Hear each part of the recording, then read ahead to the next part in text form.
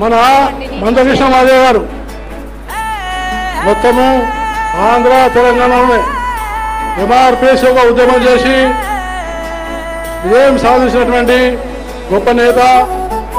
వారికి కేంద్ర ప్రభుత్వం గుర్తించి ఉద్యమానికి పద్మశ్రీ ఇవ్వడం ఇది మనందరికీ చాలా సంతోషమని నేను వారిని సభాముఖంగా అలాయబాయ్ తర్వాత సన్మానిస్తున్నాను.